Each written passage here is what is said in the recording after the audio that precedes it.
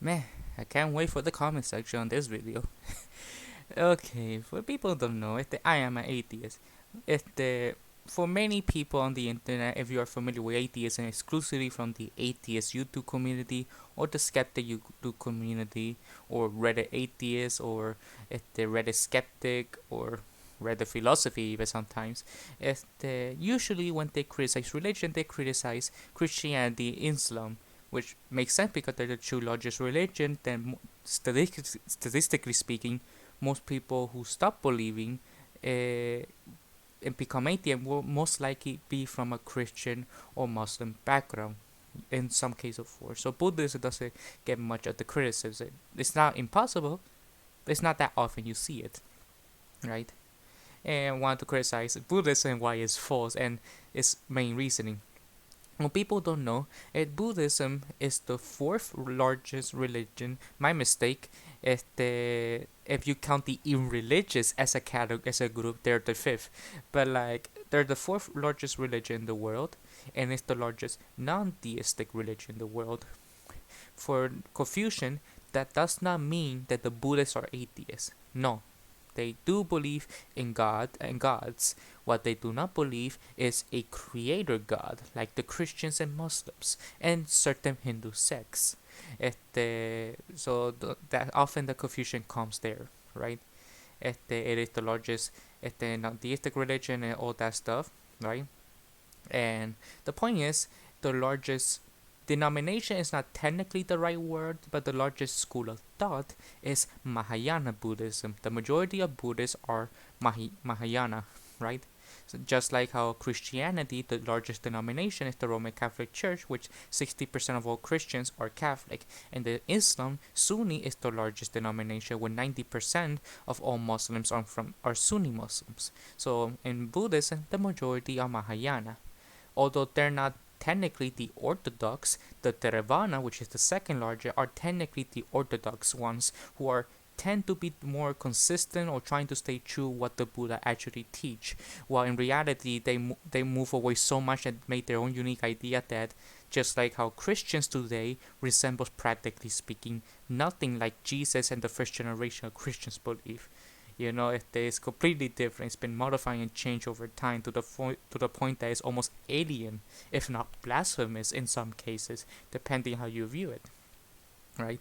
The interesting part, because Mahayana is the largest of the school of thought, and Vajrayana Buddhism, which often is considered like the most esoteric, occult, mystical of the three schools, right? But both Mahayana and Vajrayana both have a same origin. And when I mean origin, I don't mean like religious origin. I mean like the philosophical and theological, and even logical foundation goes back to Garanja, 2nd century Buddhist mystics. And if I'm not mistaken, the earliest Buddhist mystic that I can find in historical record, right? He laid the foundations of the logic, philosophy, and theology of both Mahayana and Vajrayana Buddhism. So the more basically the entire tradition of Buddhist mysticism, esotericism, and occultism in general. But before we go and critique the fundamental problem of Buddhism, like the concept of self, right, and the logic of that laid the groundwork for both Mahayana and Vajrayana, first we have to talk about the origins of Buddhism, which many people do not know about it, right? That people have a common misconception. Scholars who dedicate their entire lives studying the origins of Buddhism, we know just how Christianity, how it started is completely different what Christianity will become today. Jesus was an apocalypticist who believed the world was going to end during his lifetime. He was a Jew who believed in the Jewish God, the Jewish law, the Jewish religion. He didn't want to make his own religion at all. Only his followers, after his death, over time, they distanced themselves to the Jews to the point they became his own religion. So Buddhism was practically a similar situation. Of course, it's not exactly the same, but I'm just using it as an example. Este, when Sattama the founder of Buddhism, right? Actually, we don't know much about him at all. even less than Jesus.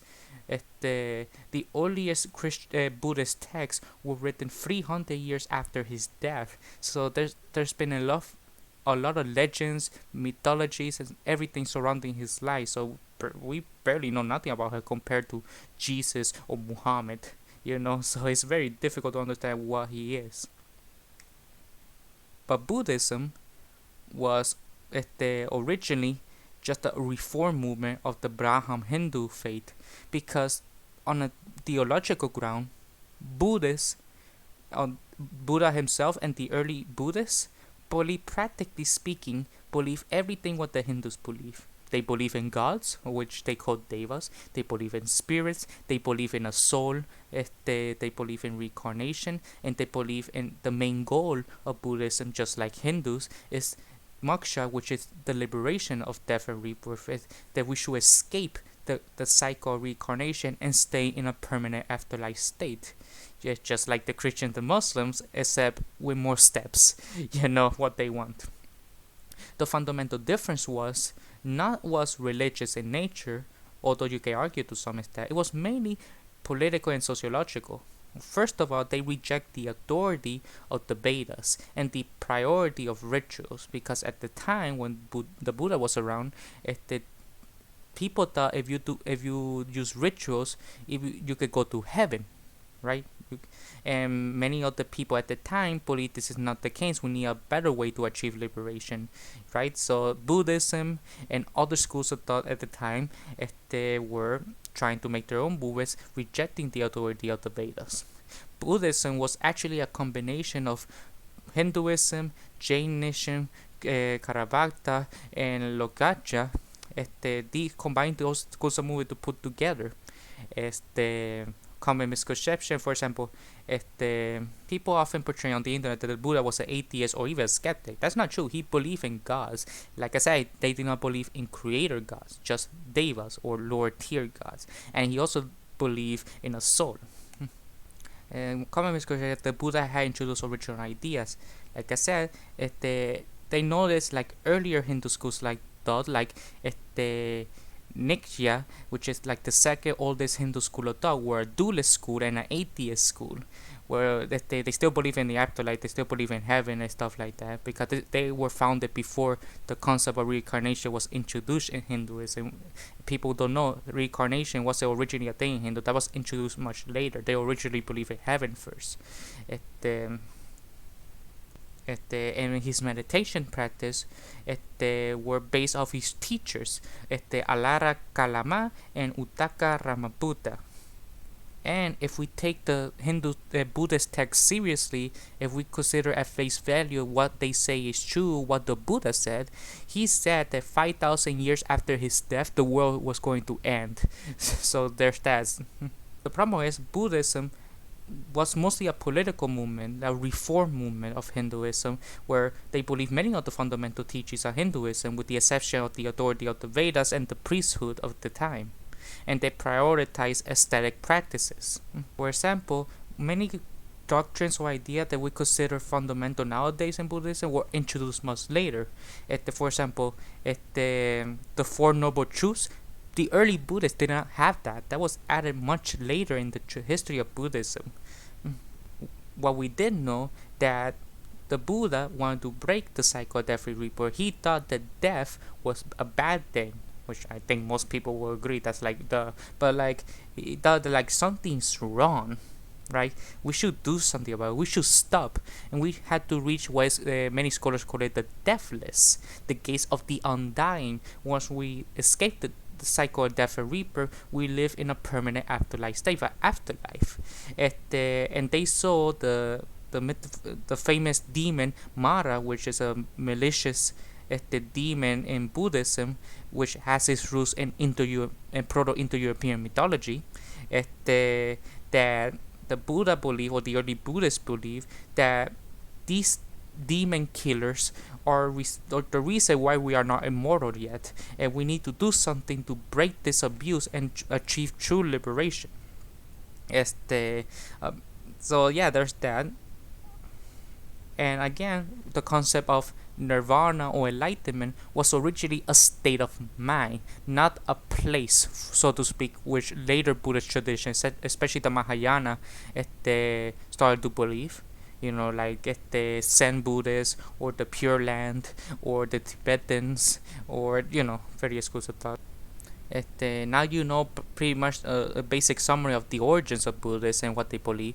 You know that many of the Buddhists who believe today is very heavily different compared to what the Buddha himself and his early followers believe.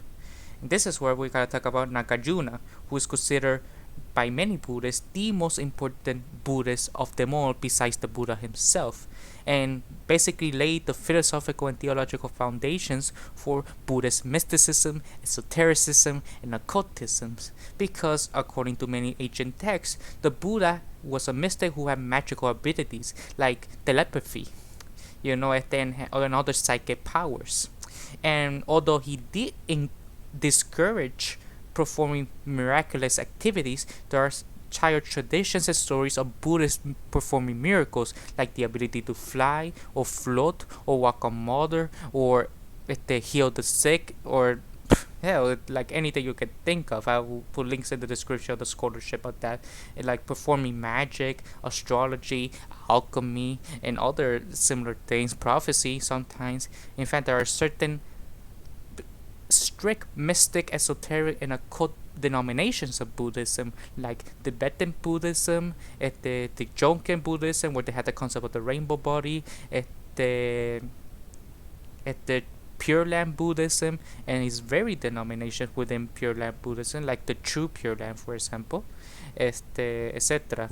Nargayuga basically laid the foundation of all these different schools of thought, and the majority of Buddhists are Mahayana, and the third largest, which is Vajrayana, look at Nargayuna as like the founding father on the philosophical and theological foundations of their tradition, with the exception of the Theravada, although they do have their own mystical and occult practices as well, and they do subscribe to some elements of Nargayuna, but for different reasons. Although it is immediately hard to study the history of Buddhist mysticism, esotericism, and occultism prior to Nargayuna, the only thing I can find that predates him is the concept of the Amitabha, which is a celestial Buddha, which is known for being almost nigh immortal, basically speaking, and possess infinite knowledge. And because there are certain Buddhist doctrines that believe that the Buddha was infallible and omniscient, just like how Christians and Buddhists and Muslims believe, right? In certain denominations, you don't need to born and reborn multiple times to attain enlightenment. Like for example, certain tantric Buddhist texts, you only need one lifetime to achieve it. In certain Zen Buddhists, you can have spontaneous enlightenment, where you just, for no reason sometimes, just I enlighten and now I just finally escaped the cycle of death and rebirth. Like it just happens sometimes. And because of that, we're going to critique their two things.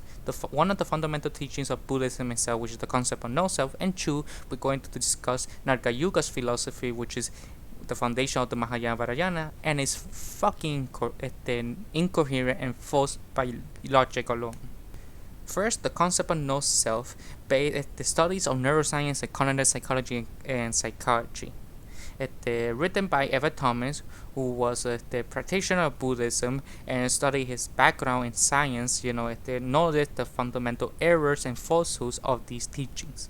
From the man himself, one way to debate with Buddhism is to ask, is there a self or is the self an illusion? Buddhist thinkers generally deny there is a self. Modern interpretation of these thinkers reinvigorate contemporary philosophical debates about the self. Cognitive scientists have weighed in with ideas about how the self is related to the brain and the rest of the body.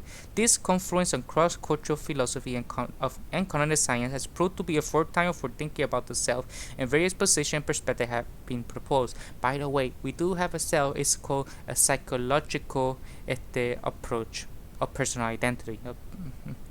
One of the Buddhist central tenets of no self, or not self, depending how you want to pronounce it. Although it feels like there's an inner you who thinks yourself. To put it in another way, there's nothing in your physical and psychological makeup that amounts to or qualify as a real inner subject and agent. That's the feeling of self, but no real self to match the feeling, so the self is the illusion. Many modern Buddhists say that neuroscience psychology discovered this truth of no self. The brain generates an illusion of self, but the no self exists in the brain. And many Buddhists who want to practice science embrace this idea.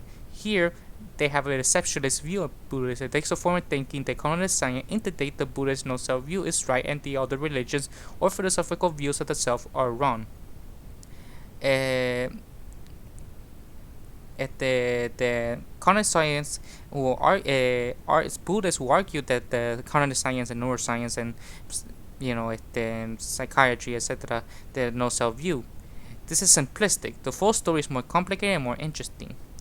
In the embodied mind, as argued, the colonize science indicates that we call a person is a casual interconnection collection of mental and bodily events and formation. Deep down, we feel that hidden in or behind these formations is a real unchanging essence, and a body the subject of experience and agent of action, a self that is source of our identity. Nevertheless, when we search out this essential I, we came away empty-handed. Buddhism brings an important spiritual and ethical perspective to the economic science discovery of no self. According to Buddhist psychology, the position of the essential self isn't just a cognitive protection but also fundamental effective. The feeling of self is based on an effective grasping of the self, and the self-grasping makes us feel down that we are created, that we are the center of the universe. In this way, we are fundamentally egocentric. Buddhist practice and mental cultivation provide practical methods for exploration, recognizing and transforming self-grasping and egocentrism. Buddhism can help us to avoid falling into the predicament of emotional clinging to something we know doesn't exist. Although cognitive science undermines belief in the self, we're not able to stop feeling that there is an essential self, because we haven't directly or spiritually addressed or affected self-grasping. The way to get out of this predicament is to complement the scientific perspective of no self with a clear spiritual and ethical perspective rooted in practice for transforming the mind by eliminating self-grasping. The argument sounds good as far as it goes, but it's only part of the story. A full story should take account the other ways of thinking about the self, especially in philosophy, and should consider the criticism level at the Buddhist viewpoint by other classical Indian philosophers. These criticisms bring to the light problems with the Buddhist no-self theory, and they enrich the enhancement between Indian philosophy and cognitive science. It's been argued that the Buddhist no-self view has problems on two accounts. First, it is facile to think that the Buddhist no-self view is superior to other philosophical religious view that there is a self. In South Asia, a debate between a Buddhist and a Hindu developed over many centuries. The Brahmanic concept of the self, or Amma, and the Buddhist concept of the no-self, anattama, were constantly evolving. The debate proved new insights and revisions on both sides. The Hindu philosopher firstly criticized the Buddhist position in ways that anticipate keen insight about perception from cognitive science. Appreciating the South Asian history of thinking about the self reinforced the importance of hospitality and philosophical perspective over exclusive Buddhist one. Second, cognitive science doesn't show that the self is an illusion, despite what the few cognitive scientists say, where it indicates that the self is a construction, a psychological view of personal identity. Let's begin with the contemporary way of rendering the core of the Buddhist no-self view. The key is to understand the self that Buddhism targets the object of the self-grasping. According to this meaning of self, myself is my personal essence, that which is essentially what I am, such that if it is present, I am present and vice versa, and if it's absent, I am absent and vice versa. In addition, myself, my personal essence, is supposed to be subject of all my experience and the agent of all my action. A present makes those experiences and actions mine. Although this idea might seem abstract and philosophical, its intuitive appeal can be brought out through a thought experiment. But now imagine your mind being replaced by a different one, something from different circumstances, that you get to experience what it's like to have a different mind. The thought experiment asks you to imagine having a different body for a different mind while still being you. It asks you to imagine being the subject of the experience and the agent of the action that the different body and mind make possible for you. The thought experiment suggests there is a way you could think of yourself as being not identical to your body and your mind, but rather as transcending them, as having a sense apart from them. Of course, some philosophers would deny that this thought experiment makes sense. They will argue that it's not a coherent scenario, but not only seems to be so. Nevertheless, the scenario has immediate intuitive appeal and brings out one way we may find ourselves thinking about the self, even if that way of thinking turns out to be incoherent upon examination. From a Buddhist perspective, the thought experiment help to bring into view the illusion of objects and our habitual self-grasping. We feel deep down as if we had a self, a personal essence, but the Buddhists claim that such a self is an illusion. The argument is that it's a mistake to view the changing state of the body and the mind as a self, but there's nothing more to our existence than those transitioning states, hence the self. The object of our self-grasping does exist. It's important to emphasize, however, that the self that Buddhism targets as the object of self-grasping, the self as a personal essence, isn't the only way to understand the self, especially the context of cognitive science and philosophy. So denying there's this kind of self doesn't entail that there's no self whatsoever. But to prepare the way, the history of the Buddhist no-self viewpoint in the context of Indian philosophical debate about the self.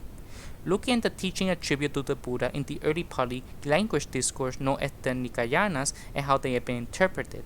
In the discourse on the characteristics of no-self, which essentially regard as the second teaching given by the Buddha, he tells his audience that the body, feeling, perception, volition, and consciousness, the so-called five aggregates that makes up a person, are fit to be regarded as self. He gives the same instruction about how we should view each of the five aggregations. This is not mine, this I am not, this is not myself. The Buddha goes on to say by saying the aggregates this way as non-self leads to disillusionment with them, and this in turn leads to a dispassion, liberation, and knowledge that one is liberated.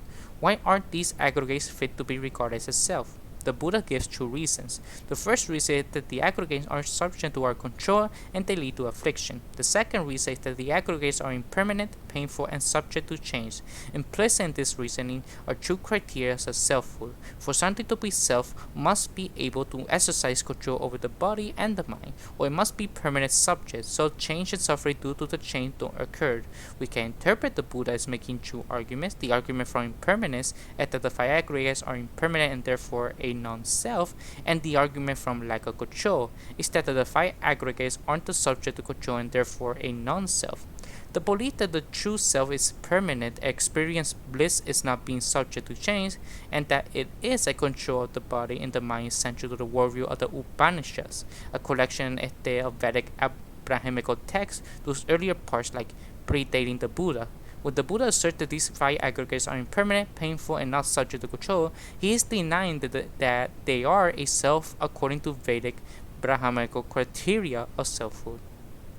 The Buddha's true argument take either singly or together to immediately establish there is no self, where they establish that none of the five aggregates is a self, on the assumption that for something to be a self, it has to be either a permanent subject or control of the body and mind. Many of the Vedic Brahmanical thinkers will agree that the Buddha calls the five aggregates are indeed not self. They will say that the true self Atma transcends these things. The true self is the body, feeling, sense, perception, volition, sensory or mental consciousness, and it lies beyond them. So either the Buddha's teaching is compatible with there to be a self, Atma after all, or the Buddha is reasoning that if there were a self, it would have to exist among the aggregates, or the Buddha is rejecting the very question of whether there is a self along with any positive or negative answer to the question. All three interpretations can be found in the history of Buddhist thought. To appreciate the Indian philosophical debate about the self, it will help to review each option. According to the first option, the Buddha taught practical method how to stop mistakenly identify with the aggregates as the self. But this method is compatible with there being a pure awareness or pure consciousness that transcends the aggregates, and it is a condition by them. Thus, some Buddhist teachers today have tried to interpret the Buddha's teaching, the Nikayas, as acknowledging a transcendent and unconditioned consciousness that is distinct from the aggregates, basically agreeing with the Hindus. This interpretation would make the Buddha's teaching in the Nikayana consistent with the Upanishads, especially as interpreted by the later Vedanta philosopher Sankara, from whom the true self is pure, non-dual consciousness. It will also make the Nikaya consistent with later Mahayana Buddhist idea of the Buddha nature, inherently present in the mind. For example, Mahayana, the Great Final Nirvana Sutra, state that all sentient beings without exception possess the Buddha nature, and the Buddha nature is the self. This way of reading the Nikaya, however, as a following for transcendent consciousness has several problems. First, the Buddha never explicitly said there is a transcendent consciousness apart from the aggregates, so this reading goes well beyond the text. Second, other discourse indicate that any belief in a transcendent consciousness or self is a wrong view. Third, the reading is based on cherry picking, choosing passages and interpreting to suit one's position while ignoring many other passages that account against this, as well as ignoring the whole Theravada commentary tradition, which reject this interpretation. According to the second option, there is an unstated assumption and implicit premise that the discourse on the characteristic of no self, then the five aggregates are all there is, and so, if there is a self, it will have to exist among the aggregates. Evidence to support this interpretation is the mainstream Theravada view can be found from Nikayas. For example, Buddha began to discourse ways of regarding things by saying, because those ascetics and Brahmas who regard anything as self in various ways all regard as self, the five aggregates, subject to cleaning or certain among them. If whatever can be regarded as a self belongs to the five aggregates, and the five aggregates are non-self, then nothing should be regarded as a self. In the discourse on the all, the Buddha said that the all is the sixth sense and their object, the eye, form, ear, sound, nose, etc. This is another classification scheme equivalent to the five aggregates, so the five aggregates are also the all. He goes on to say that everyone who declares another all will be mistaken and will be asserting something beyond the scope of what he or she can do. The implication is that the all is non-self, and there is nothing else that could be self. This gives one more example. The Buddha stated that they say there is a self is inconsistent with the knowledge that all phenomena are non-self. According to the third option, the Buddhists reject the question of whether there is a self, together with the positive and negative answer to that question. The Buddha is understood as teaching a practical method how to stop mistakenly identify with anything as the self, but he isn't understood as allowing for the transcendent consciousness, where his interprets rejecting metaphysical questions about the existence or non-existence of the self, and instead is argued that we shouldn't identify with anything in our experience as the self. The Buddha is seen as giving an analysis of experience from within and not as a metaphysical analysis of what there is outside of experience. The problem with this interpretation is that it invokes a distinction between the analysis of what there is, metaphysics, and the experience, phenomenology. This seems foreign to the Nikayas. Although the Buddha is primarily concerned with experience, he often makes claims about what exists and what does exist from a vantage point of what we can know from experience, and especially what he knows from his experience. In philosophical terms, the Buddha makes a metaphysical claim. He makes them from an empiricist standpoint rather than a speculative. As we see, the Nikayas provide strong evidence for taking the Buddha's teaching to be part that there is no self according to the Vedic Brahmanical criteria. The denial of the self is made on empirical grounds by appealing to experience, and nevertheless, as an assertion about what does exist, the no-self claims is a metaphysical one. Still, one might wonder why Buddha doesn't explicitly say that there is no self. Instead, the formula "this is not mine," "this I am not," "this is not myself," he also remains silent on the Vajragota as both. Is there a self? Is there no self? If there is no self, why doesn't the Buddha just say so? In the case of the Vajragota, the Buddha explained to his disciple Ananda his reason for keeping silent. He has said to the Vajragota that there is a self, this who has been siding with those ascetic and Brahmas who were internalists, that is, who believe there is an unchanging and eternal self. If he has said that there is no self, this would have been siding with those ascetic and Brahma who are annihilationists, that is, who believe that there is nothing after death and that we are destroyed at death. He also tells Ananda that he can't say to Vajragota that there is a self because that this is inconsistent with the truth that all phenomena are non-self, and he can't say there is no self because Vajragota will become more confused and will mistakenly think it seems that the self is formerly had does not now exist. There may be other reasons why the Buddha does explicitly say that there is no self. Consider the statement there is no self, asserted as being the case logically commit the speaker to believe, but if I say I believe there is no self, this will seem like a performative self-contradiction. The statement refers to the I while denying the self, especially if I don't properly understand exactly why it's being denied. A permanent subject of the consciousness, a subject that exercises control over the body and the mind, etc. The same problem arises if I say I am not itself or I have no self. Furthermore, unless one has achieved liberation, complete freedom oneself from the conceit of I, the deep habitual tendency to feel that one's experience based on an I, there may be no way to think that the first person pronoun I without reinforcing the I conceit. So perhaps the Buddha doesn't say there is no self, because internalizing this thought in the wrong way will reinforce the self-conceit in his listeners. In any case, the Buddha's message was to understood from a very early time as meaning that there is no self, there are only aggregates, and we call them a being or a person out of convenience. This is the basic Buddhist no-self view. Already in the Nikayas, the monastic Vijara state this view. Her works belong to a collection discourse which the protagonists are all female monastics. Mara, the emo demon that I mentioned earlier, tried to distract her from concentrating by asking, by whom has this being created? Where is the maker of the being? Where is the being arise? Where does this being cease? And Viraja answered, Now do you assume a being? Viraya is that you speculative view? This is a heap of sheer formation. Here no being is found, just as with the examples apart. The word chariot is used, so when the aggregates exist, there is a convenient a being. It's only suffering that comes to be suffering that stands fall away. Nothing but suffering comes to nothing but suffering cease. The chariot anagram is taken out to the later text called the Question of Milinda, which dates from around the beginning of the Common Era. This text records a probably fictional dialogue between Buddhist monks named Nagasena and patriarchal king Milinda or Menander, who ruled in the 2nd century BC, and whose empire covered a large area made up of parts of modern Afghanistan, India, and Pakistan. At the beginning of the dialogue, the king tells Nagasaya that he arrived in a chariot, and Nagasa asks him what the chariot is. The king admits that the chariot is not identical to any of its parts. The pole, axle, wheel, chariot is not identical to any of it. And it's nothing else besides its parts. For the chariot to be a real thing, it would have to be either identical to its parts or different from them.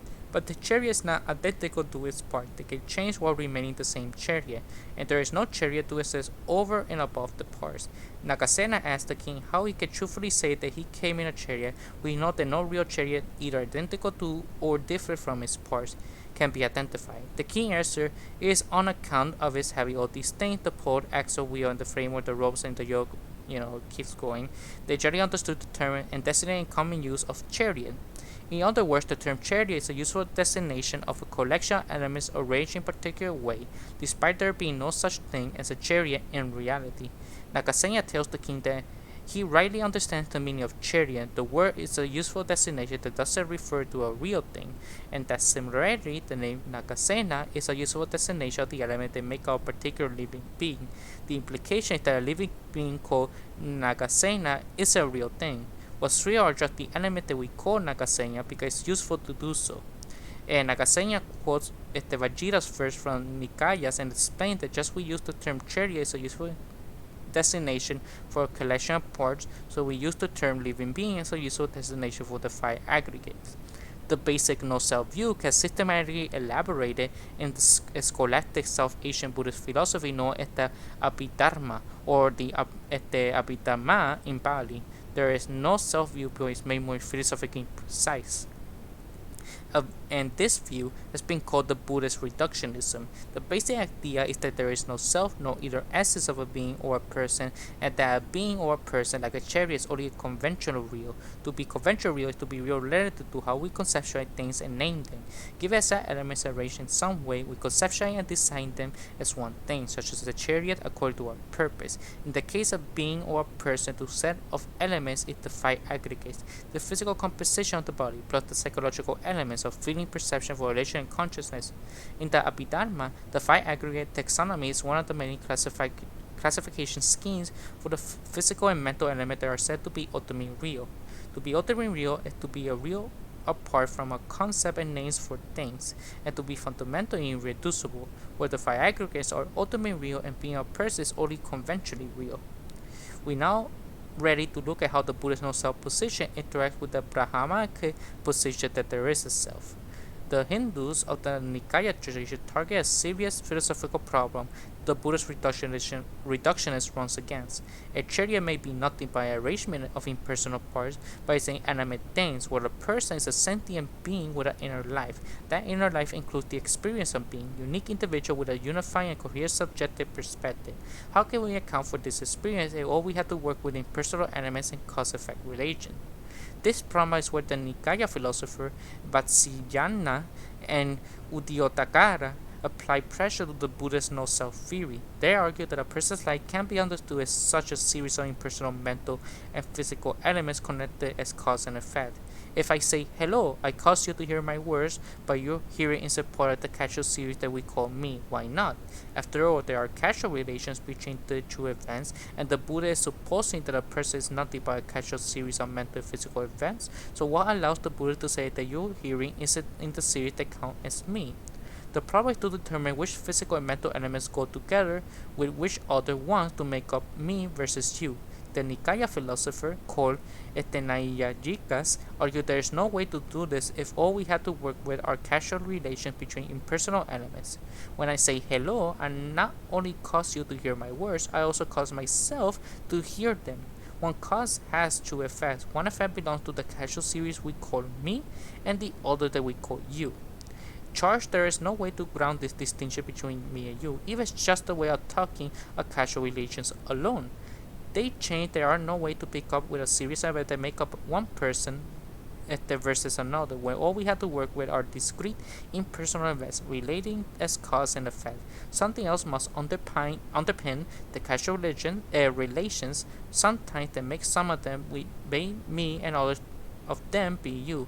Something is needed in part, unity and coherence to give a series. There is indeed is a principle of identity to make certain element to be part of one and the same unique mental stream of embodied life. The one that has me versus the one that has you.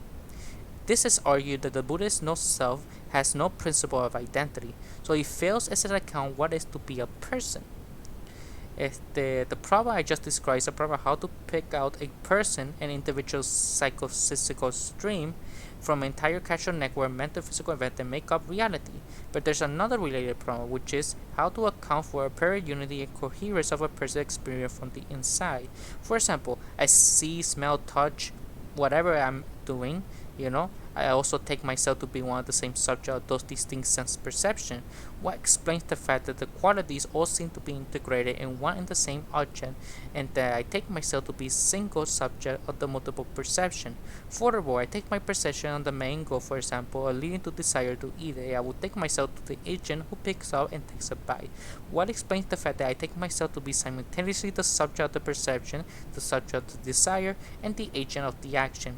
Lastly, I remember the taste, recognizing the same mango in my hand, decided to take another bite and take myself with the same subject and nature that I was a few seconds ago. When I took the first bite, what explained this apparent unity of memory and perceptual recognition? This example illustrated that to be a person is to one perception, desire, action, and memory have been unified or integrated from within, both as a given time and over time. But how can there be such a apparent unity or integration if all that exists are impersonal mental and physical element related as cause and effect? The Nijayaka argued that the Buddhists cannot explain the apparent unity experience. Again, a principle of identity is needed in addition to mere cause and effect relations.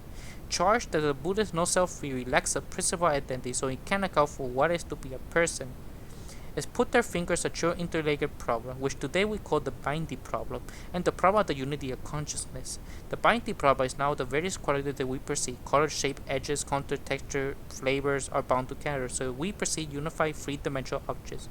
We know that separate parts of the brain discriminate and categorize different qualities.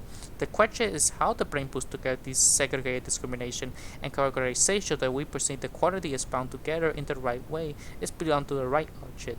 The yellow color needs to be bound to the shape of the mango, not the shape of the ball or the table. We perceive the coherent object, mangoes in balls on table, not qualities, yellow, round, and square, or even located quality, yellow there, round there, square there. Binding is necessary for perceiving a coherent object, but it's not sufficient, because the distinction perception, the feeling, smelling, touching, tasting need to be subjectively taken as a unity in a single subject. You take to yourself to be a single subject of your perception. It's not a committee of perception. The problem of the unity of consciousness is to account this apparent unity of the subject of experience. For all these problems, how to single out a person from a set of causal relations in the world, how to explain perceptual binding of the object recognition, how to account for the apparent unity of consciousness require the postulation of a self. The self is the principle of identity that accounts for the unity of the many experiences you have it given time and over time. In addition, asserts the self is a substance, for the Hindus at least, an independent thing that is the locus of quality and action. It's the ultimate subject of cognition, emotion, desire, effort, and import unity and coherence to them at a time and over time. It's important to remember that in Indian context, this debate about the self also fundamentally concerns karma, the moral and causal law, where good action causes good effects and bad action causes bad effects. The self is the bearer of good and bad karma.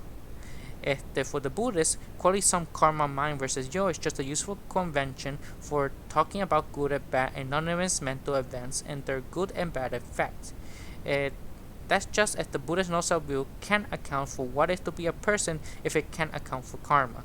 Some cognitive scientists don't regard the self as a substance. It's tempting to think that the Buddhist reduction come out on top and the no-self versus self debate. This is the standard Buddhist line, but this way of looking at things is simplistic and biased. From a cognitive scientist, the Buddhists and the Nyaya Hindus both have strengths and weaknesses.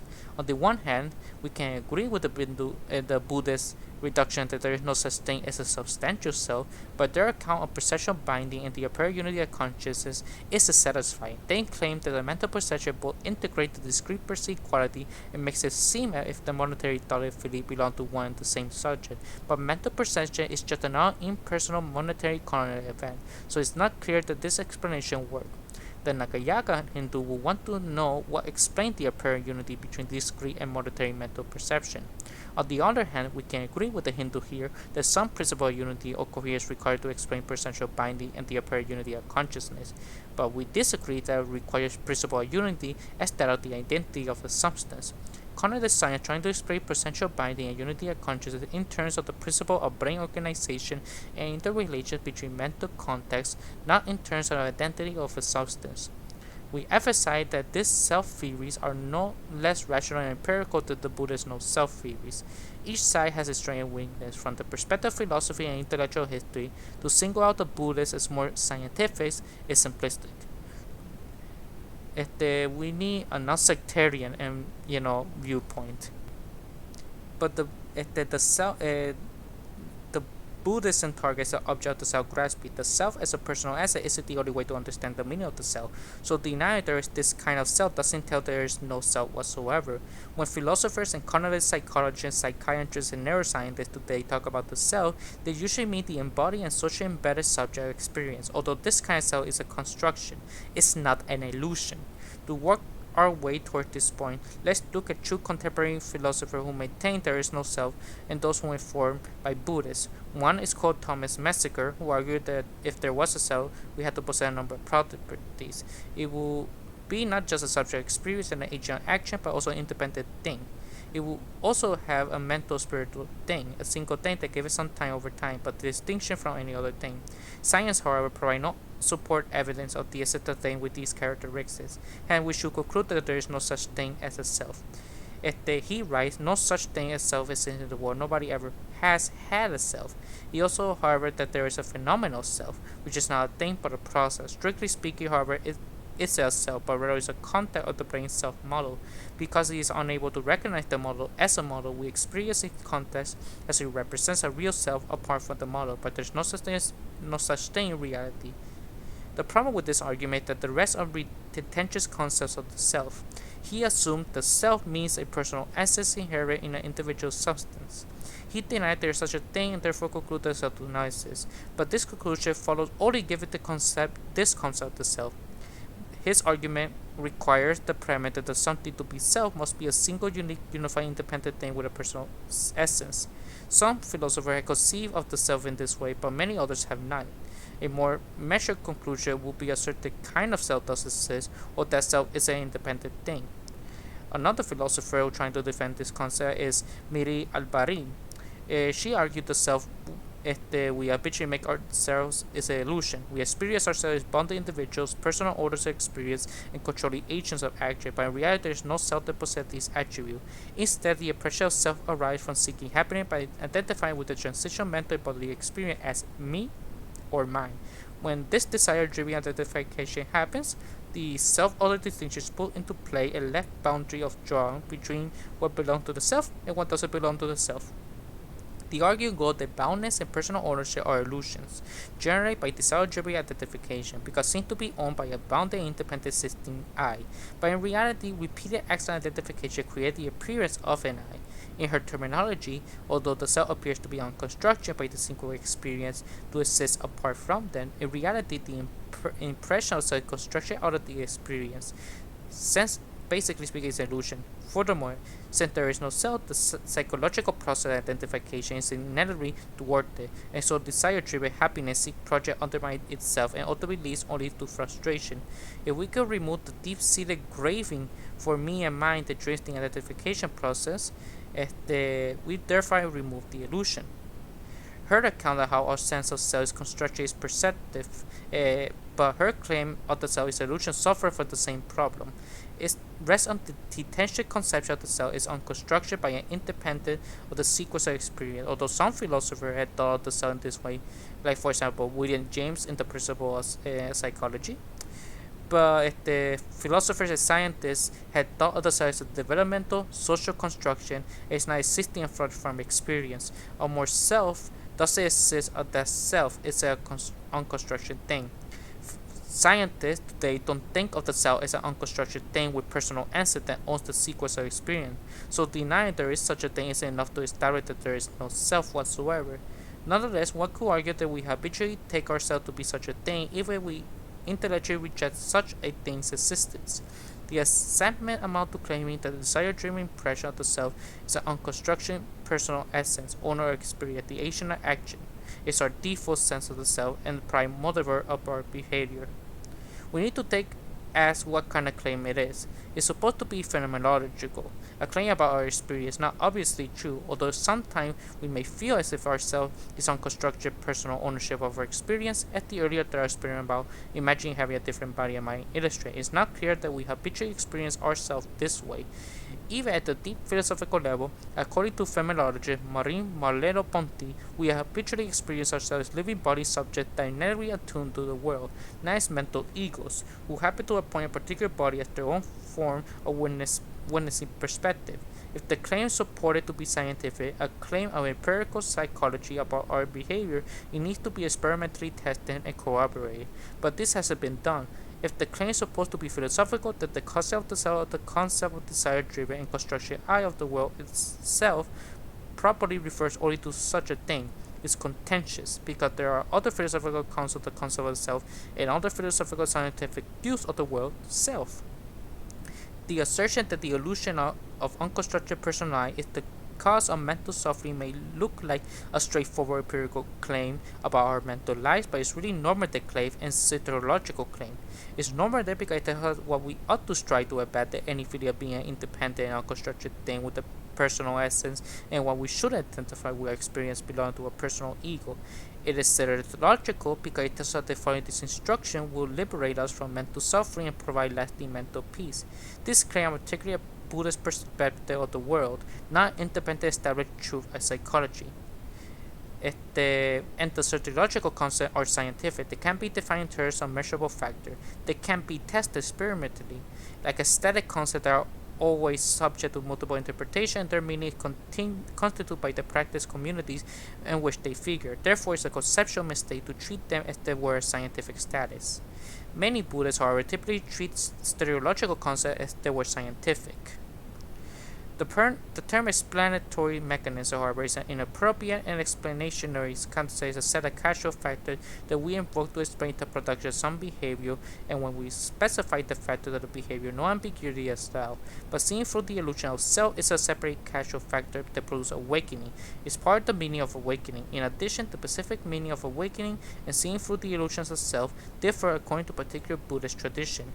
Even in the earliest historical record, there is no neutral, traditional, independent way to give an ambiguous meaning to these concepts. Freeing seeing through the illusions of self as a casual factor and awakening as a behavioral outcome is a typical of Buddhists, is a scientific distortion and inherent multi-valence of Buddhist concept. The distinction between the self and the sense of self, they define the self as an independent thing or identity, and the sense of self is feeling out the impression of being self. They deny there is a self but acknowledge that we have a sense of self. In contrast, philosophers in the phenomenological tradition reject any attempt to define the self apart from the sense of self. The self isn't defined as a thing or personal answer, but rather in terms of self-awareness, the experience of being subject and an agent. To put idea another way, a phenomenologist maintains that the self is a structure of experience, the structure where one experiences oneself as oneself. The self-awareness takes different forms. According to phenomenologists, a minimal form of self-awareness is a constant structure featuring in any conscious experience. This is what this kind of self-awareness pre-reflective. This means that the awareness happens before we do anything reflective of our experience. Is implicit rather than explicit. The idea is that every conscious experience appears to itself without any reflection or thought is a conscious experience, or to put it another way, all that experience involves implicit experience that very experiencing. For example, when you look at the sunset, your awareness not just the color but also of your seeing.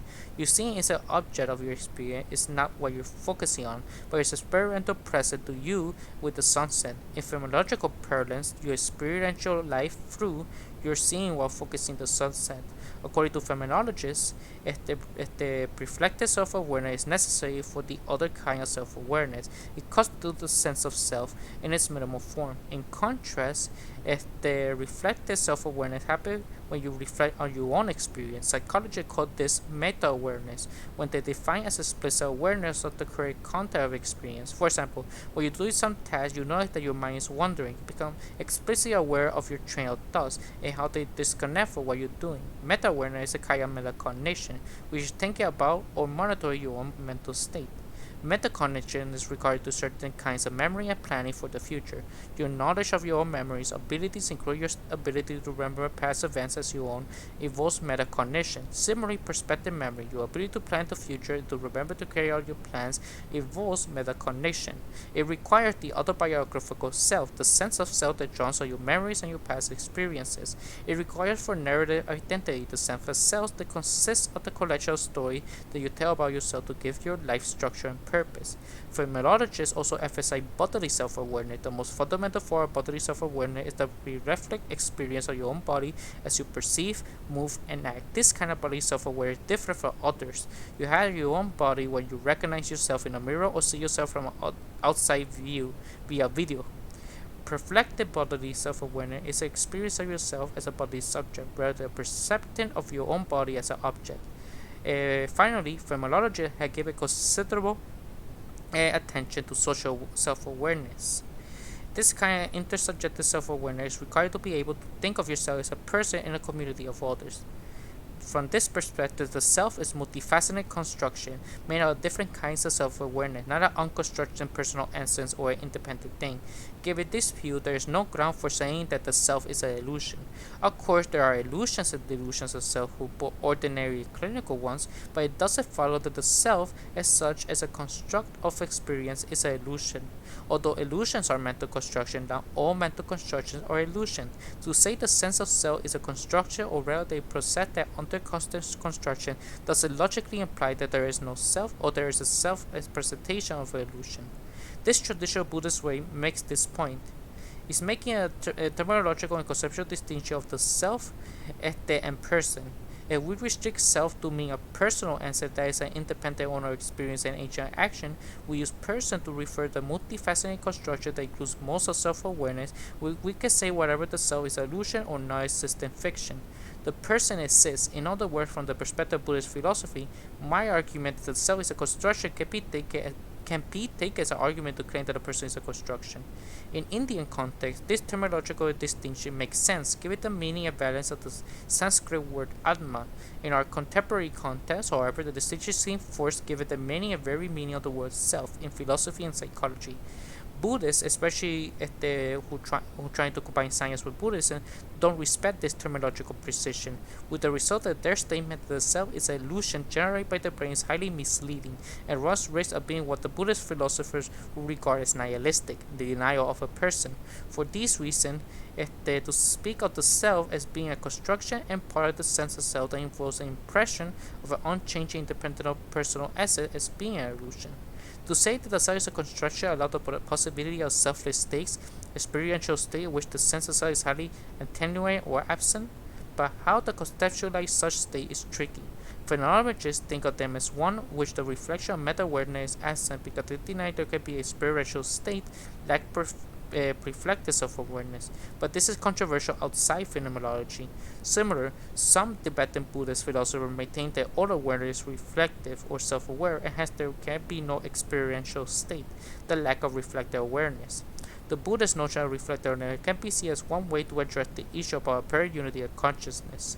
The idea is that when I am aware of the blue sky, I am also aware of my seeing the blue sky, and when I remember the blue sky, I also remember by seeing the blue sky. Thus, a casual sequence of moments of awareness always include an awareness of itself from within as the way of awareness. Some Buddhist philosophers maintain that this kind of subliminal storehouse consciousness underlines the surface level of sensory and mental cognition, and contains stored impressions of past experience, like seed that ripen under the appropriate condition. Hindus argue that the Buddhists are smuggling in a self through the back door. Buddhist philosophers reject the idea of reflective awareness in the storehouse consciousness. They make the same accusation against their fellow Buddhists. These controversies reinforce the point that the debate about self were always dialectically evolving in Indian philosophy.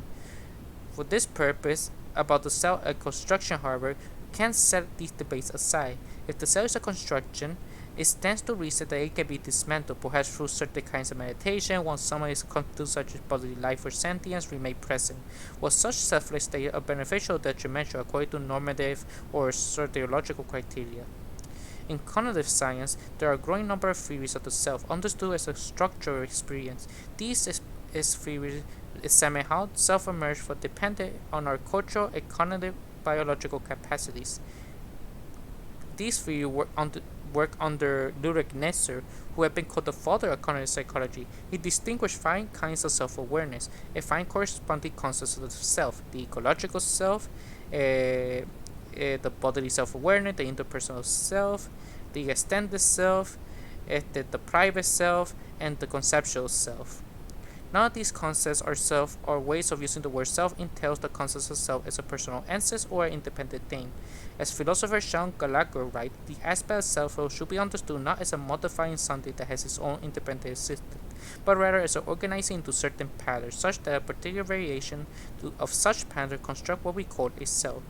The way I like to put this is that the self is an ongoing process that enacts an I, which the I is no different from the process itself, rather like the way a dancing is a process that enables a dance, which the dance is no different from dancing. Just as it's misguided to think the dance is assigned the muscle of a dancer, instead of being expression of the whole body and dynamic interrelation with the world and other dances, so misguided today we call find a self inside the brain. To say there is no self because it can't be found inside your brain is to misunderstand the concept. If the self supersedes on the cultural living body in a rich social setting, although it is mistaken to think that the self has an independent, non-relational existence. Being independent and relational doesn't make it unreal. A Buddhist philosopher, the best that we can have, they are exactly the accounts self are exclusively Buddhist. Rather, they will Presbyterian accounts on the interways ideas insight. For example, Leonardo Ganelli's work is a paradigm. He combines ideas from across centuries Hindu, Jain, and Buddhist ideas, as well as traditional Indian naturalism and materialism. He finds Presbyterian pan-Indian views more appealing than the strict Buddhist one. Now we know that the Buddhist fundamental ideas are wrong. Now we're going to go Nagarjuna's logic and philosophy that laid the foundation for Mahayana Vajrayana Buddhism and basically the entire tradition of Buddhist mysticism, esotericism, and occultism, and even secret societies. Why is logic is wrong? By the philosopher Sion, who analyzed Nagarjuna's logic.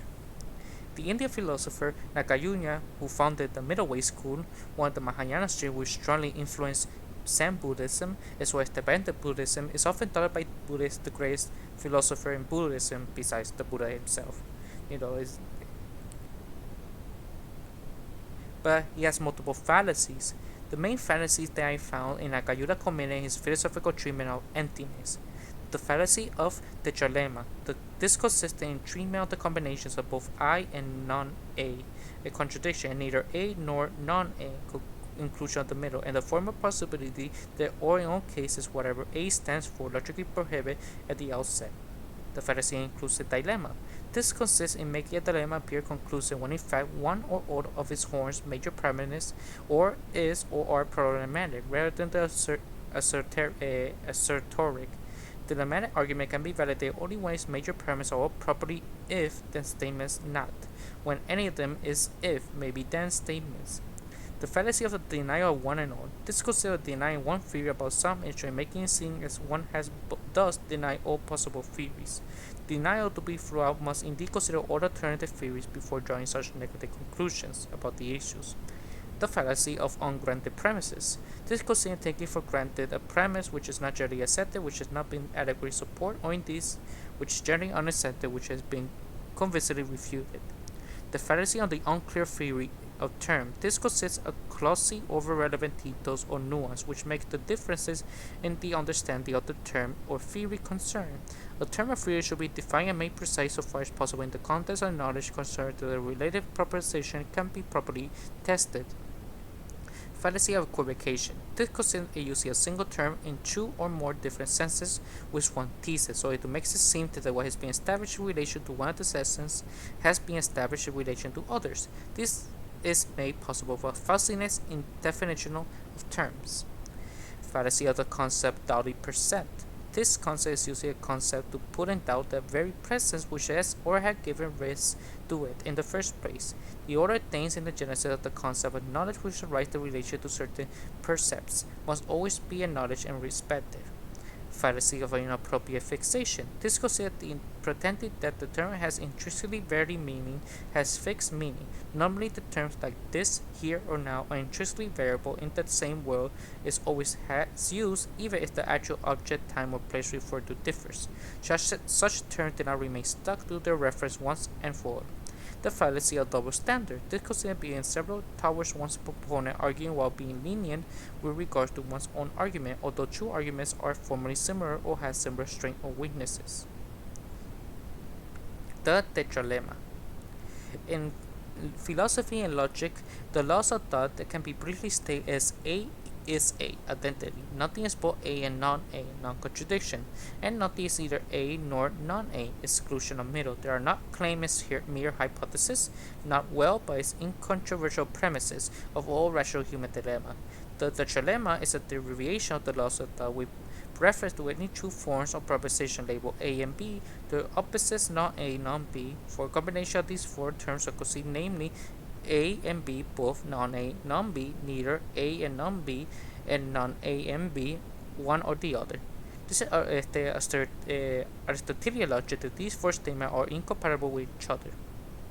Now, what Nagarjuna does is insert the A in place of B, in i.e. the take case of B equals A, and effectively claim that the above four logical possibilities of combination apply in that special case, so that A and A equals B, non-A and non-A equals non-B, and A and non-A equals non-B, and non-A equals B seem logically acceptable.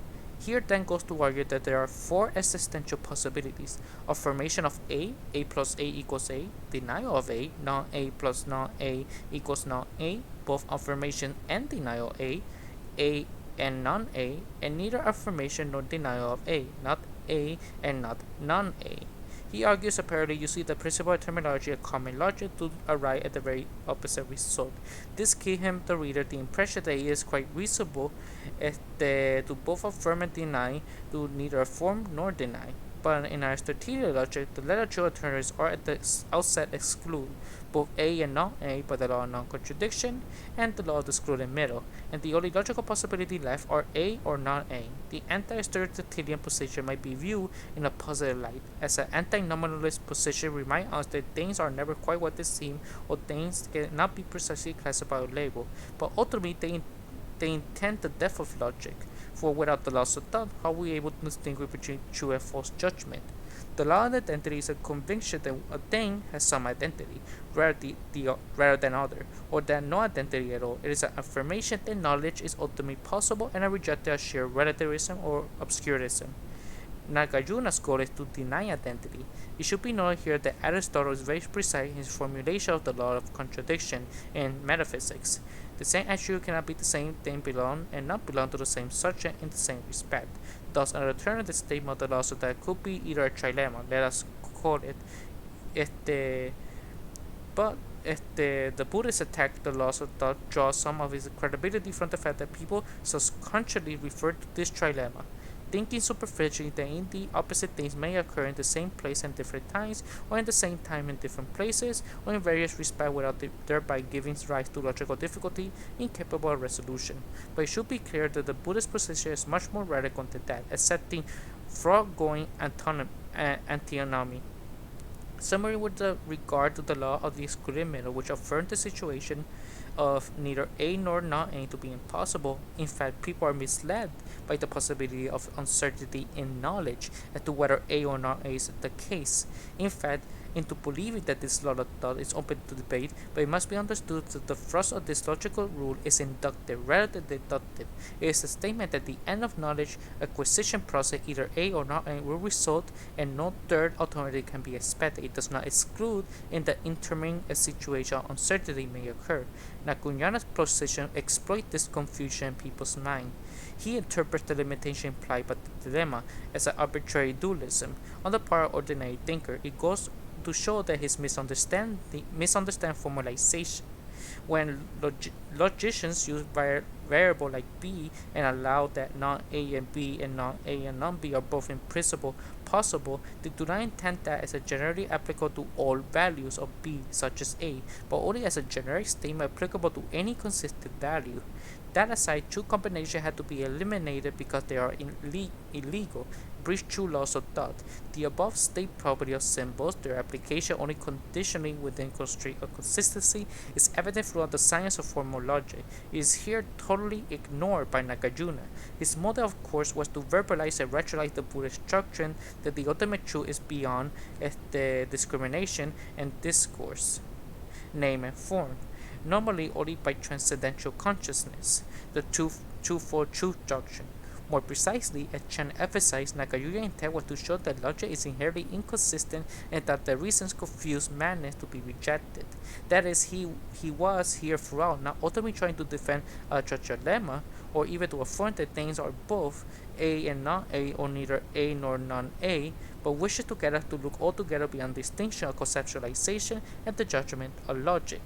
As above shown, he does not succeed in his quest, for his critique depends on a misrepresentation of logical science. He claims to show that logic is confused and self-contradictory, but in truth, what he presented as a thesis of logical science is not what it claims for itself, but precisely what it explicitly forbids. Furthermore, suppose logical theory did lead to contradiction, as he claimed, this fact should not lead us to its rejection, where there also a tacit appeal to our prefaces for the logical in practice. If logic were false, contradiction should be acceptable. Thus, finally enough, Nagarjuna appealed to our logical habit in his very recommendation to us to ignore logic.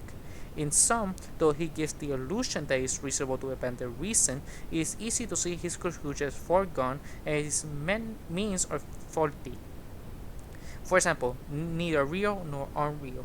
Also conceive ultimate reality as emptiness, as a middle way, so the world of experience neither to be regarded as real nor unreal. In this context, Nagarjuna is clearly relying on one of the above mentioned logically impossible disjuncts, that neither A nor non-A. I want to show why Nagarjuna's statements seem to be superficially reasonable and true.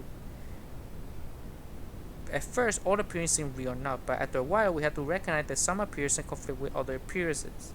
and just such appearance, i.e. one or more of those in conflict, as illusionary, since there is nothing in our world but appears. All remaining appearances are not judged as illusions, as long as they are not logically invalidated by conflict with other experiences.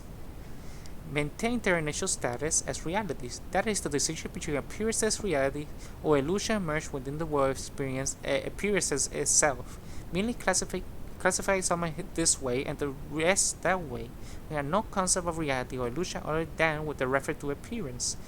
To such category reality with reference to something beyond appearance is something still a misuse of the concept, an extrapolation which ignored the concept actual genesis in the context of appearance. To apply the concept of illusion to all appearance on the basis that some appearances are illusions is an unjust generalization. You know how this concept arises with reference to a specific event. Moreover, to claim that no appearances are real or that all illusion is self-defeating, since such claim itself logically falls under the category of appearance. The illusionary exists even though it is not really. It exists as appearance. The real is also apparent, some of it at least. Therefore, appearance per se is neither to be understood as reality, nor can be adequate to illusions. Appearances is thus the common ground of realities, and illusions, their common characteristic dialectical synthesis of those these and antitheses is a genus. They are mutually exclusive species of it. None of these insights allow for the conclusion that appearances are neither real nor unreal. All we can say is that some appearances are real and some are unreal. Formally, the correct logical relation between the three concepts is as follows. Deductively, appearances is implied by reality and illusions, but it does not imply them, for reality and illusion are contradictory, so they cannot both be true and they cannot both be false. Moreover, inductively, appearance implies reality unless it is judged to be illusions. More precisely, all appearances are initially classed as real. Any appearance found self-contradictory is deductively illusionary, and its contradiction is consequently self-evident and real. All remaining appearances remain classed as real so long as uncontested. These that are contested have to be evaluated dynamically. When one appearance is belied by another, they are both but in doubt, but conflict between them, so both become initially problematic. Thereafter, the relative credibility had to be tentatively weighted in the overall context of available empirical and rational knowledge, and repeatedly reassessed therefore as that context developed and evolved. In this basic, one of these appearances may be judged more credible than others, so that the former is labeled probable and the latter improbable. In the limit, they may be characterized as reasonably effective, real or illusionary. Thus, reality and illusion are in the extremes, 100% or 0%, in a broad range of probabilities with many intermediate degrees, including the probability of the midpoint.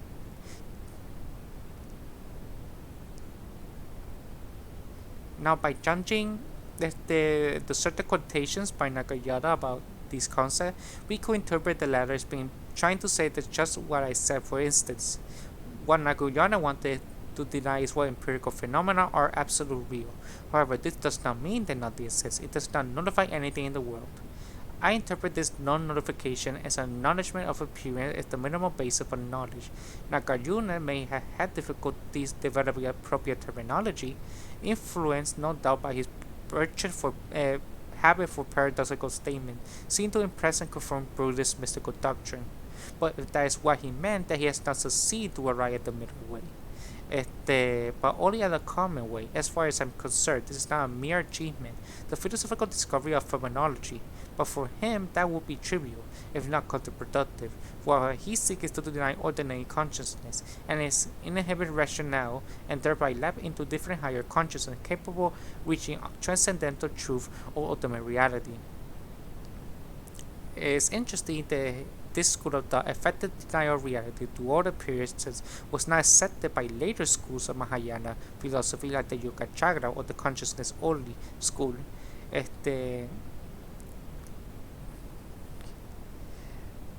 is the tenor they're trying to do with like the phenomenological argument I present. Although my final conclusion is clearly not like Yogacara that everything is consciousness or idealism, but is open to possibility of judging and classifying appearances matter or mind with reference to various considerations. The rejection of dualism goes so far as to imply that emptiness is not to be found in nirvana, the antithesis of samsara. but in neither samsara nor nirvana. In truth, similar statement can be found in the Pali Canon, such as the Theravada school, so it is not distinctly a Mahayana construction. The difference is one of the emphasis, such as statements relatively rare in earlier period are the norm and frequently repeated in later period. An example may be found in the Dhammapada Sutra. Here samsara is linked to the stream of this shore of it, and nirvana to be further shore, and we are told to get beyond the tube. Such formulation is legitimate if taken as a warning that pursuing nirvana is an obstacle to achieving it, just as a subtle form of samsara. There is no contradiction saying that the thought of nirvana as a goal of actually keeps us in samsara. This is an ordinary casual statement. The formula is also logically acceptable if taken as a reminder that no word or concept that either samsara or nirvana can capture or transmit the full meaning of intent. There is also no contradiction in saying that one who has attained nirvana does not need to leave the world of those locked in samsara, but can continue to exist and act in it, though distinctly in a way free of attachment. But it will be a contradiction in turn to speak emptiness as neither samsara nor nirvana, given that nirvana as a concept is originally defined as non-samsara. The truth cannot be a third alternative. The best one who could say that emptiness is a higher level of nirvana in an enlarged sense, which is not to be confused with a lower level intended by the original term nirvana, nor of course with samsara. In that case, nirvana it includes both higher species and lower ones, and the statement neither samsara nor lower nirvana is then compatible with the statement higher nirvana. There is a big difference between rough poetic, dramatic language and literal interpretations. We see that he often frames his arguments in dilemmas. So let me give to see what how to understand his reasoning process involves thus the following major premises are intended that these are like x and not x lead to the same proposition y. The minor premise reminds that these are mutually exclusive and exhausting all available alternatives. And the final conclusion is that only y, their common implication, is left over for us. This formal argument is easily validated, for instance, by contraposing the major premises to attain if y then both x and not x. Since y implies the paradox, both x and not x, is followed that is a contradiction in y is true. Note that this true prong consists of two alternative theses. X and not X is also possible. That Nagarjuna does engage in dilemma argument with three or more prongs in the major premises in a triple or larger deductions and minor premises. Sometimes he uses arguments not properly dilemmatic, in form that gives the impression that it does so. This occurs with the concept that Y is merely C, cannot be established as meaningful or as possible or as consistent.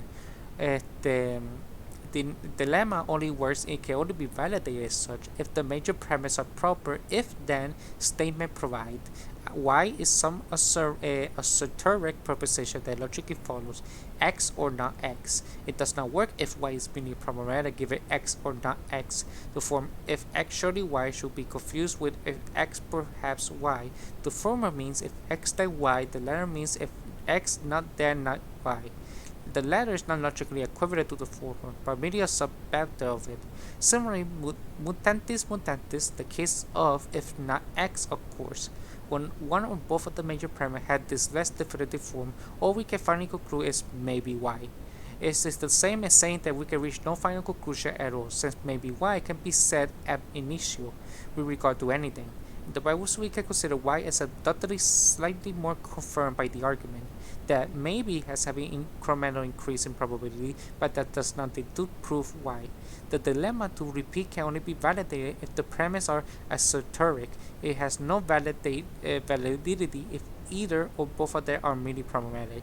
Yet Nagarjuna, as we shall see sometime, consider this pseudo-dilemma as equivalent to a dilemma, and the non-conclusive maybe as equivalent to negative conclusion. This is a violation reasoning of his part. And because he attacked every thesis he regards as rational by every means he regards as logical and declares his own discourse immune from criticism. This statement is claimed to have no claim. This is of course self-contradictory. Every proposition that claims to be meaningful and true where there is a assertion, a claim. To pretend making no claim, even as a plainly makes one, is a branch of the law of identity. It's denying the fact is a fact. There is no logical way to deny or criticize the thesis or methodologies of others without opening one's own discourse to evaluate. All denial or criticism is discourse, and all discourse subject to logical review. To logically pretend the logical possibility of this possession is dishonest. In Nakayura's discourse was in fact chock full of fallacious arguments, and that's implied to all Buddhist philosophy and logic. A mere parody of logic, posed as logic, but he knew that people untrained in logic would fall for it, and he sealed the intellectual fate with the sad eyewash claim to neutralize further discussion. He had himself possessed no methodology or doctrine of his own. It's just absurdity. Not only was his alleged refutation reason full of errors or reasoning, but his concluding no claim has also a mockery of logic and sincerity. He, of course, just said, I make no claim, and precisely denied this statement constitutes a claim. I call that shame and psychological manipulation, motivated by one upmanship, like debate me bro, like Vosh. He cynically takes advantage of the credulity of some people to dominate them intellectually. The second aspect is paradise like he tells that everything but B is an error. Although such statement is not in itself inconsistent, for example, God will consider the other truthfully, it is logically open to doubt due to being self-accepting. Effectively, it says, I am the only human who has knowledge, I know everyone else is incapable of true knowledge, only a fool is tricked by such unsubstantial claim to privileges. Reasons recall all people technically within the range of given enough effort, even they do not all fulfill the potential equally. Reason demands that discourse be reason and fair, based on common general norms and to truth and falsehood are to be determined. If Nakayana were basing his criticism on ordinary human beings to knowledge and claim to have attained a higher level of consciousness, we could not convincingly oppose him. But he is not using such a claim as his basis. He is attempting to debunk reason from ordinary logical discourse. In that case, he is fair game for logic. The statements of infallibility then seem as a manifest arrogance, a lack of respect for other thinkers.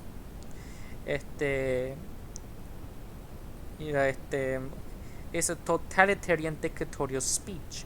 Compare this dismiss you all know nothing to the self-inclusive statement I or we know nothing. The latter, even though it implies I know that I know nothing, is therefore so inconsistent, is at least modest. So much so that such admission is widely considered a mark of wisdom. Self-assumption is a hidden form of self-inconsistency because it results to a double standard. The one making such a claim presents superficially rational argument against human experience and logic, but does not ask himself or tell us how he, an ordinary human, managed using the very common means he rejects. To attain such alleged truth knowledge, the author criticizes others but does not equally well criticize himself. This is a fallacious mode of thought often found among would-be skeptical philosophers. It comes in many subtle forms. It is wise to always be on the lookout for such practices. To begin with, what is meant by saying having a thesis? This is referred to any explicit or even wordless belief, any clear or even vague opinion. Any proposition one advocates for implicitly logical condones. The subject that Nakayuna is here discusses any occult human rational cognition, any belief, opinion, or doctrine that one may arrive at, rightfully or wrongly, may be means of ordinary consciousness. Through experience, negation, abstraction, hypothesis, inductive or deductive argument, hell, even abductive arguments.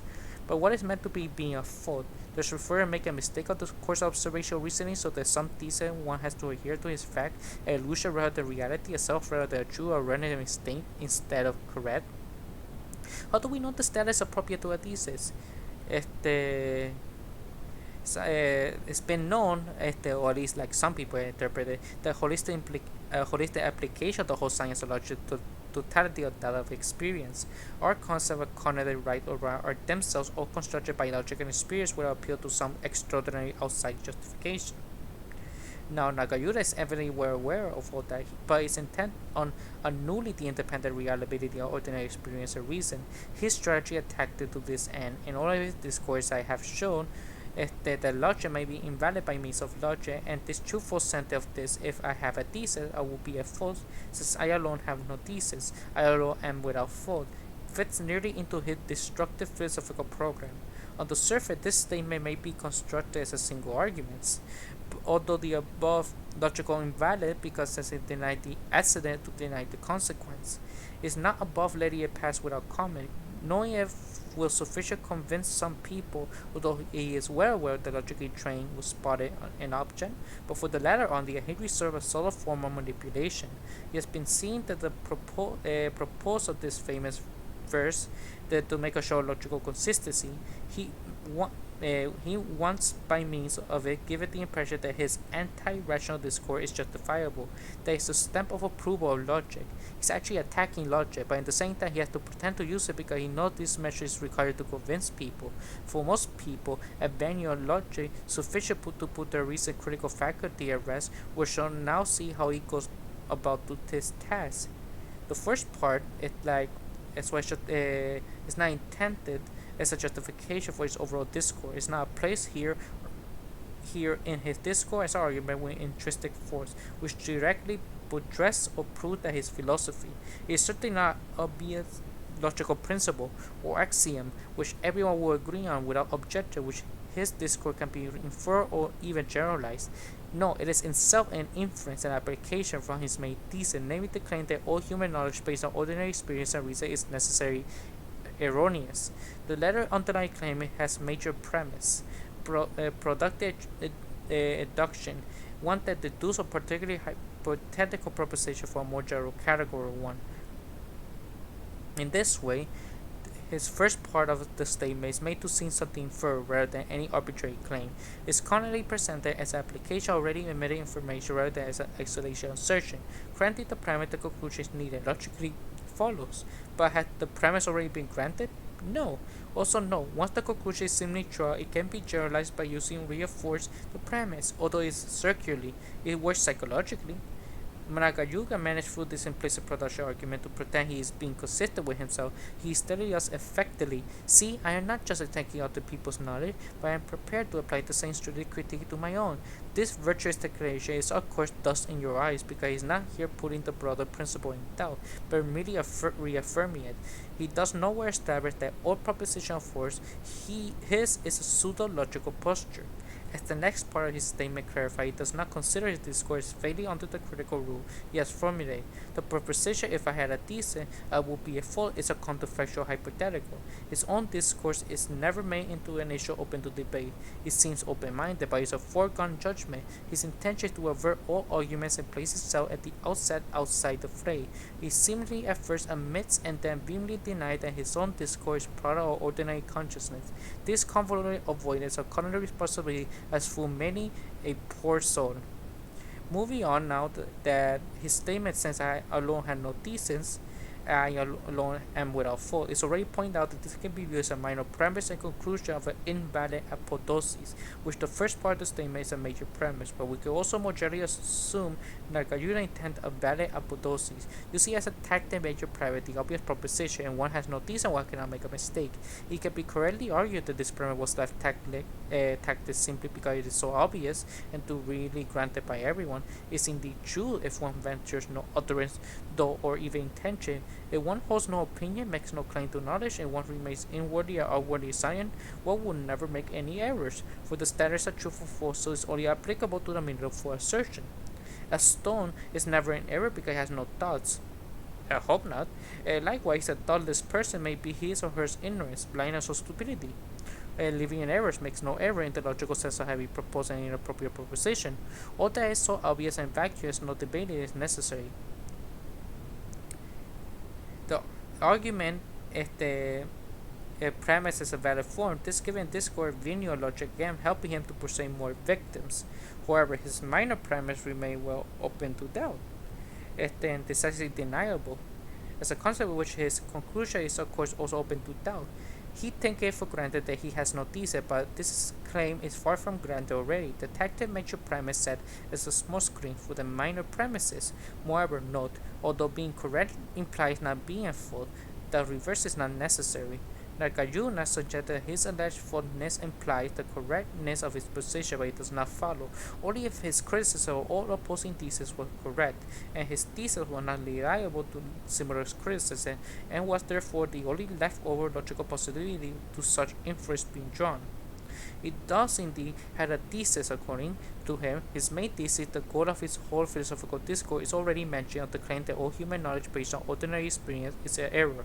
This first start qualifies as a thesis, and boy is a big skeptical one, for the negative implication. It is a principle of logic to deny any thesis, to affirm an opposite thesis. He claimed that his church is not a thesis in a minor premise. Here is an arbitrary assertion.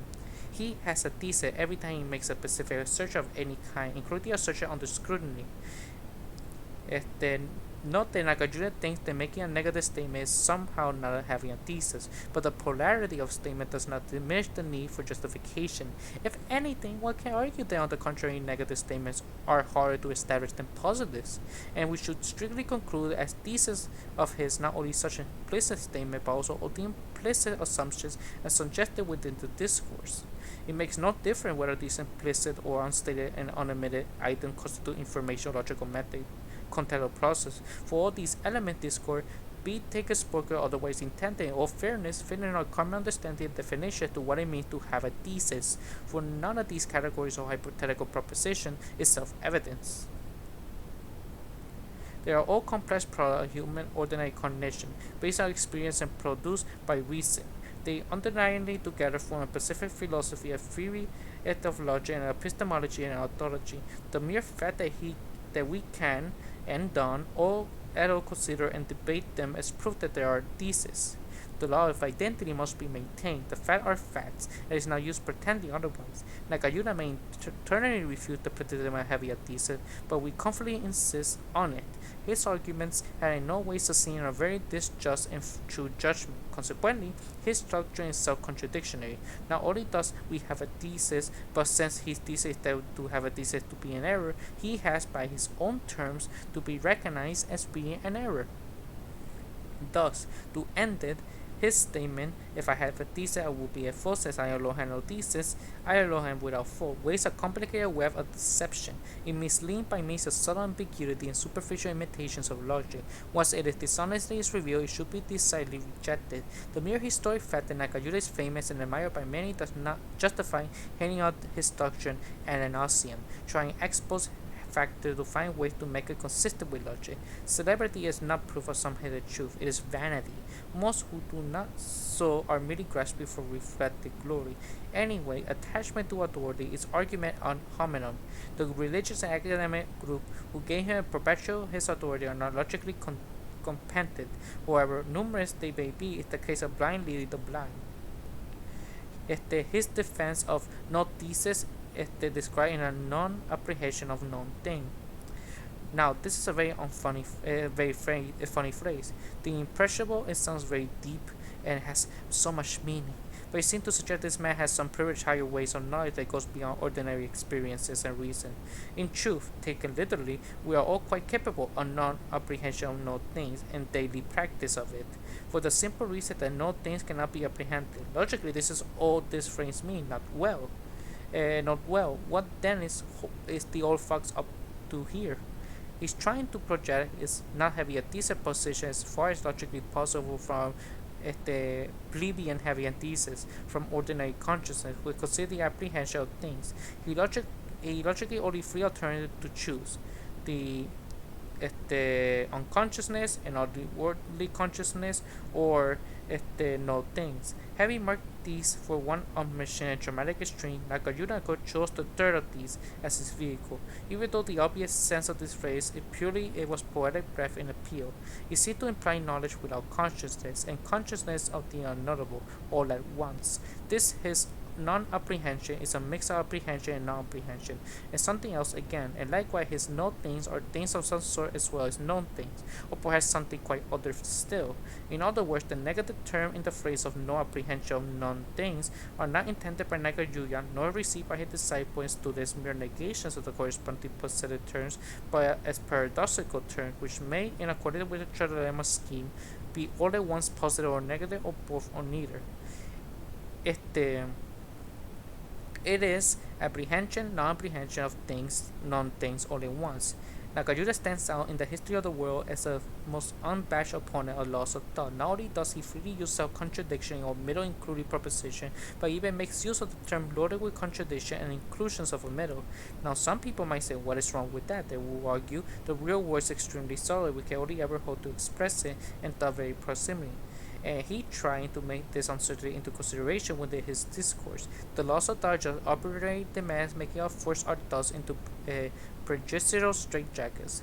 But logically laxity is not the proper attitude in the face of extreme complex and hard to express real world. It is precisely because of the great difficulty of the cognitive task at hand that one is caught up on the very clear and careful, avoiding checks and balances of our judgment does not increase their efficiency but makes them less reliable. In these cases, under the consideration, if Nagarjuna does indeed have some privilege, some orderly consciousness, he can just say so. The laws of thought in no way forbid him possess such a claim. He does not need to beat about the bush and pretend to have something unspeakable and not subject to peer review. He can and should be forfeit and defend his position. He considers the term apprehension thing to have some intrinsic logical flaw. He can argue his case openly. He does not need to engage in allusion, suggestive, and fallacious argument. Most of us are open-minded, ready to correct our errors. In these terms are flawed. We are not attached to them. We are flexible, ready to modify, replace them, logically necessary, intellect, unknown evidence, and reasoning. But it's like a accused of who went to first appear in court, refused to admit his identity or recognize the authority of the law and judges, that's what he does, or plead guilty or not guilty, or argue the defense of his case. Well, still, in other contempt of the court, he does not even admit his refusal to be refusal. He calls it a non-thesis. Does that stop court proceedings or make the court declare him innocent? Of course not. Misunderstanding the nature of negation, he thinks that if one person says X and another says not X, the onus of proof is on the first more than the second. He considers that making a positive statement is more logically demanding than making a negative one. His imagines in his confusing that saying no is equivalent to saying nothing, not saying anything. Some logicians would disagree with him and argue that any thesis put forward is equally in need of proof, whatever its polarity. I will go further and say that on the contrary, a negative statement is more demanding than a positive one. You can prove a positive statement easily enough. You can point out sufficient evidence in its favor. But do you prove a negative statement is much more difficult, since negative statements are not directly experienced but only experienced by ways of absent opposites. A negative can ultimately only be proven indirectly by an inability to prove any contrary positive. Thus, in fact, not only does Nagarjuna's alleged self-limitation to negative do not exempt him from proof, but on the contrary, it increased the logical burden on him.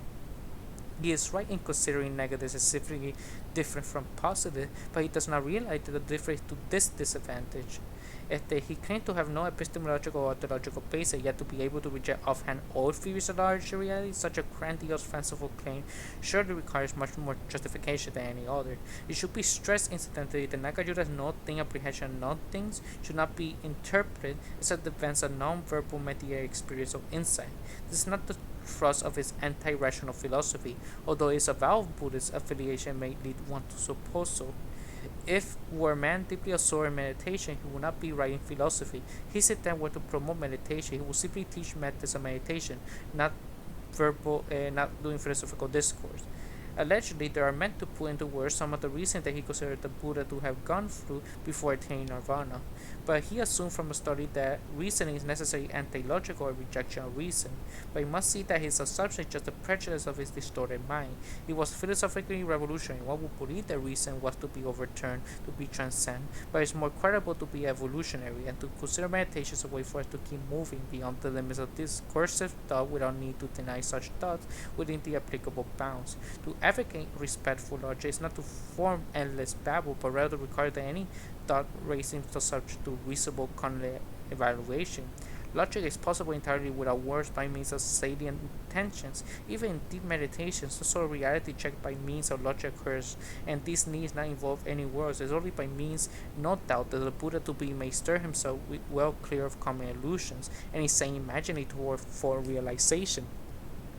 Contrary to his belief, reactionary spirituality are not necessarily conflict. Usually it does, but reason and meditation are potentially to some extent mutually beneficial depending how you use it.